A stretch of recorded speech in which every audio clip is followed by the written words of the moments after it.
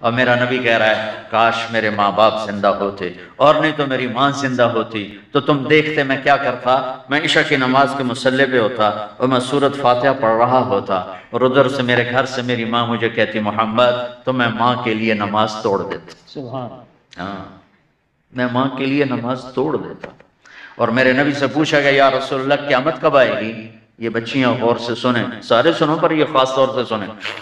آپ نے کہا اللہ کو پتہ ہے، کہ یا رسول اللہ کوئی نشانی بتا دیں۔ تو آپ نے کہا جب بیٹیاں بھی ماؤں کو ذلیل کریں گی تو قیامت آئے گی، جب بیٹیاں بھی ماؤں کو ذلیل کریں گی تو قیامت، ان تلد الامۃ ربتہا، جب ماں کے ساتھ بیٹیاں نوکر جیسا سلوک کریں گی، نوکرانی جیسا سلوک کریں گی تو قیامت کے نکارے پہ چوٹ پڑ کے رہے گی۔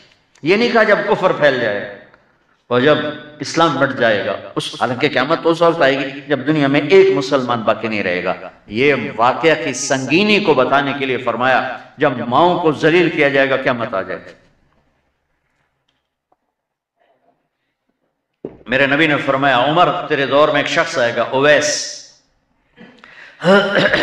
اس کا قبیلہ ہوگا مراد، آگے سب کاسٹ ہوگی قرن، اویس بن عامر، اسے دعا کروانا، وہ کالے رنگ کا ہوگا، چھوٹے قد کا ہوگا، اور اس سے دعا کروانا، دعا تو بھی کروانا، علی تو بھی کروانا، علی اور عمر، اویس ان کے لیے دعا کریں۔ انہوں نے پوچھا کیوں؟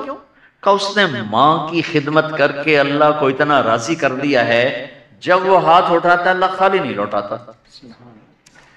اللہ کی قسم عمر و علی کو اویس کی دعا کی ضرورت نہیں تھی، امت کو پیغام دینا تھا کہ مائیں ذلیل ہو رہی ہیں آج، اور باپ جوان اولاد سے چھپتے پھر رہے ہیں، تو میرے رب میرے نبی نے یہ آگے پیغام دینا تھا کہ نبی ہو کر رسول ہو کر کہہ رہے ہیں کاش ماں ہوتی تو میں اس کے لیے نماز توڑ دیتے۔ آپ کو 8 عورتوں نے دودھ پلایا والدہ سمیت، ان میں ایک ایمن بھی ہیں، آپ کے والد کی باندھی تھی، تو گھر میں تشریف فرما تھے، ایمن بیٹھی تھی حضرت عائشہ، تو ایمن کہنے لگی یا رسول اللہ پانی تو پلا دے، تو اللہ کے نبی ایک دم اٹھے، تو حضرت عائشہ ناراض ہو گئی، ایمن اللہ کا رسول کو کہتی پانی پلا، تو اور کیوں نہ کہوں میرا بیٹا ہے میں نے دودھ پلایا۔ تو حضرت میرے نبی نے کہا ہاں ہاں عائشہ یہ میری ماں ہے، اس کا میں نے دودھ پیا ہے۔ آپ اٹھے، گھڑے میں سے پانی بھر کے یوں دونوں ہاتھوں سے حضرت ایمن کو پیش کیا جو حبشی باندھی تھی، چونکہ دودھ پیا ہے تو ماں کا لفظ صادق آ گیا، تو بجائے اس کے کہ برا مناتے آپ خادم بن کے اپنی ماں کو دودھ پلانے والی ماں کو آپ نے، حضرت حلیمہ سعدیہ تشریف لائیں، آپ نے اپنی چادر بچھا کر اس کے اوپر بٹھایا۔ حضرت عمر کا دور خلافت آیا، وہ ہر سال حج کرتے تھے، اور بھائی کوئی اویس ہے وہ ملتا ہی کوئی نہیں تھا، 3-4 سال گزر گئے تو کہنے لگے سارے حاجی اکٹھے ہو جاؤ بھائی، سارے حاجی اکٹھے ہو گئے، آپ نے کہا سب کھڑے ہو جاؤ، سارے کھڑے ہو گئے، پھر آپ نے کہا یمن والے کھڑے رہو باقی بیٹھ جاؤ، تو چند ہزار کھڑے رہے باقی بیٹھ گئے، پھر آپ نے کہا مراد والے کھڑے رہو باقی بیٹھ جاؤ، تو 15-20 آدمی اس میں سے نکلے، پھر آپ نے کہا مراد کی جو آگے سب کاسٹ ہے قرن والے کھڑے رہو باقی بیٹھ جاؤ، تو صرف ایک آدمی بچا، تو آپ نے اس سے پوچھا تم قرنی ہو؟ کہ جی۔ اویس کو جانتے ہو؟ کہ جی میرے بھائی کا بیٹا ہے، وہ تو تھوڑا سا ایسی ہے دیوانہ سا، آپ کیوں پوچھ رہے ہیں؟ تو حضرت عمر رونے لگے، کہا وہ نہیں تو دیوانہ ہے، کدھر ہے؟ کہا جی عرفات گیا ہے اونٹ چرانے، تو حضرت عمر نے علی کو ساتھ لیا اور دوڑ لگا دی عرفات کی، وہاں گئے تو حضرت اویس ایک جھاڑی کے نیچے نماز پڑھ رہے تھے، یہ دونوں حضرات آ کے بیٹھ گئے، انہوں نے محسوس کیا 2 بندے آ گئے، نماز مختصر کر دی، حضرت عمر نے پوچھا کون ہو میرے بھائی؟ کہا جی مزدور ہوں۔ تمہارا نام کیا ہے؟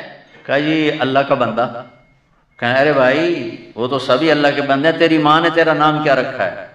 کہا تم کم پوچھ رہے ہو؟ انہیں تو پتہ ہی نہیں تھا کہ عمر ولی، کیوں بھائی تسی کون ہو انٹرویو کرنا لے؟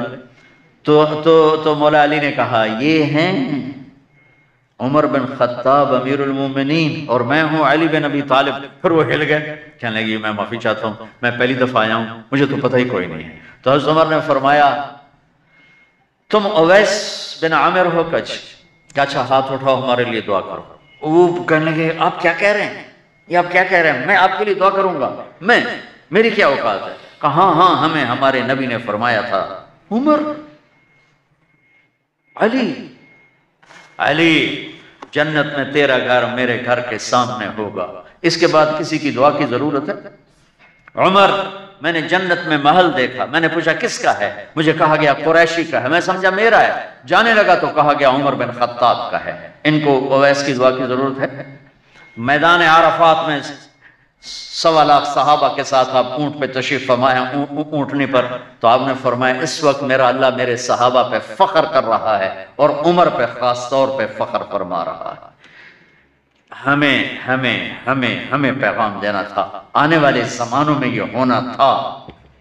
سبحان اللہ۔ امام ابو حنیفہ کا نام تو سب کو معلوم ہے نا۔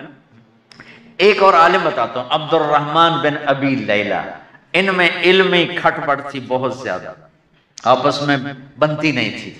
تو ابو حنیفہ جیسی ہستی جن کے کروڑوں فالوور آج ہیں، ان کی ماں کہتی نعمان یہ مسئلہ ہے جا کے عبد الرحمن سے پوچھ کے آ۔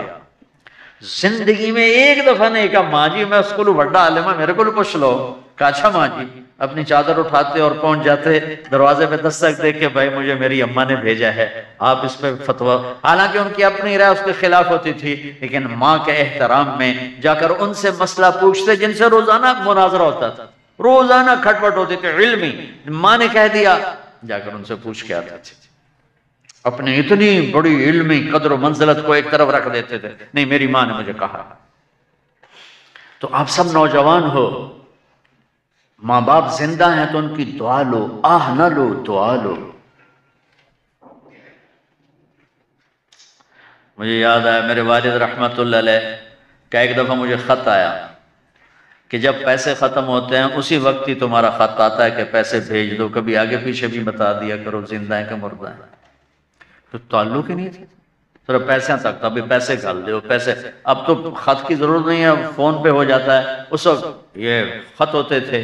تو میرے والد نے گلے کا خط لکھا، مجھے افسوس ہونا چاہیے تھا، میرے اوپر جوں بھی نہیں رہی، ہم نے والدین کی عظمت کو پڑھا ہی نہیں ہے، وہ تو در مصطفیٰ سے یہ چیز ملتی ہے، محمد مصطفیٰ کے در سے